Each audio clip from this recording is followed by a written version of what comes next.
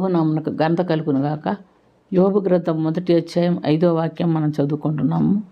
వారి వారి విందు దినములు పూర్తిగాగా యోబు తన కుమారులు పాపం చేసి తమ హృదయములలో దేవుని దూషించరేమో అని వారిని పిలవనంపించి వారిని పవిత్రపరిచి అరుణోదయమున లేచి వారిలో ఒక్కొక్కని నిమిత్తమై దహన బలి అర్పించుచు వచ్చెను.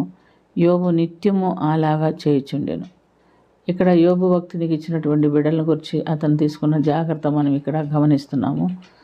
మన కుటుంబాల్లో అరుణోదయంనే మన బిడ్డలు పండుకొని నిద్రపోతుంటారు.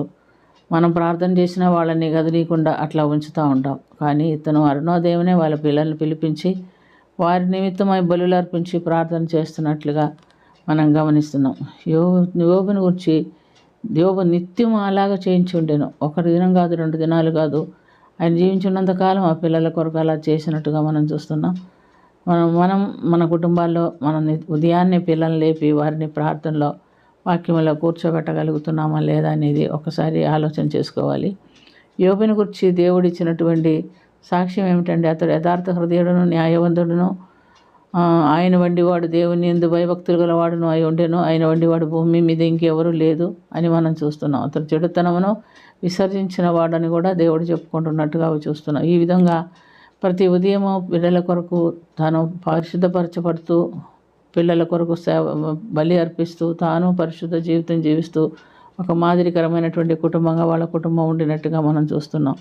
ప్రియమైనటువంటి దేవునిలారా, మనం కూడా ఉదయకాలమే లేచి మన బిడ్డల కొరకు మొరబెట్టాలి, వారిని లేపి సిద్ధపరచాలి అనే అంశం ఎవరు కూడా మర్చిపోకూడదు. యేసు ప్రభు కూడా చాలా పెందల కాడ లేచి మనకు సువార్త 1వ అధ్యాయం 35వ వాక్యములో మనం గమనించినప్పుడు చాలా పెందల కాడనే లేచి అతను ఏకాంతముగా వెళ్ళి కొండ మీదకి వెళ్ళి తండ్రితో ప్రార్థన చేస్తున్నట్టుగా మనం చూస్తున్నాం. ఆయన దేవుని కుమారుడై ఉండి అనుభవం కలిగి ఉన్నాడు. మనం ఎక్కడో మానవ మాత్రము మనం కూడా అలాంటి అనుభవం కలిగి ఉండాలని దేవుడు కోరుకుంటున్నట్టుగా చూస్తున్నాం. దావీదు భక్తుడు కూడా కీర్తనల 63 మొదటి 2 వాక్యాల్లో మనం గమనించినప్పుడు, దేవా నా దేవుడు నువ్వే, వేకువనే నేను నిన్ను వెతికిదను, నీ బలము నీ ప్రభావం చూడవలేనని నీ పరిశుద్ధాలయమందు నేనెంతో ఆశతో కనిపెట్టి ఉన్నాను. నీళ్లు లేక ఎండి ఉన్న ప్రదేశమందు నా ప్రాణం నీ కొరకు తృష్ణగొని ఉన్నది.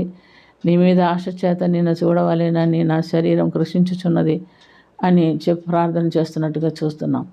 లూకాసు వార్త 24వ అధ్యాయం 1వ వాక్యంలో కూడా మనం గమనించినప్పుడు, యేసు ప్రభు మరణించి సమాధి చేయబడిన తర్వాత పునరుత్థాన దినమందు స్త్రీలు పెందల కడనే లేచి సుగంధ ద్రవ్యాలు సిద్ధపరచుకొని ఆయనకి వాటిని పూయటానికి వచ్చినట్టుగా చూస్తున్నాం.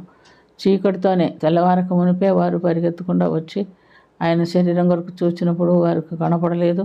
ఆయనే పునరుత్థానుడై లేచి వారితో మాట్లాడి వాళ్ళని బలపరిచినట్టుగా చూస్తున్నాం. ప్రియమైనటువంటి దేవునిలారా, మన ప్రార్థనా జీవితంలో కూడా ఈ పునరుత్థాన బలం కలిగి ఉండాలని దేవుడు మన ఎదురు కూడా కోరుకుంటున్నాడు. మనం ఎక్కువనే ఆయన వెతికే అలవాటు మనకు లేకపోతే ఎప్పుడంటే అప్పుడు వెతికితే ఆయన దొరకాలంటే కష్టము. కనుక మన ప్రభువులో మన బిడ్డల్ని మనం కూడా మనం అలవాటు చేసుకొని మన బిడ్డలకు కూడా అలవాటు చేయించి అలాంటి ఆత్మీయ అనుభవం కలిగి జీవించాలని ప్రార్థన చేసుకుందాం.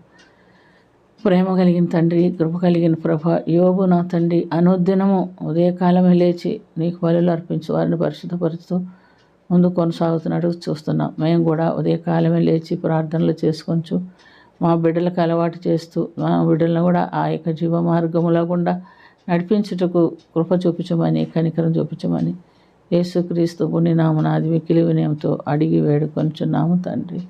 ఆమేన్.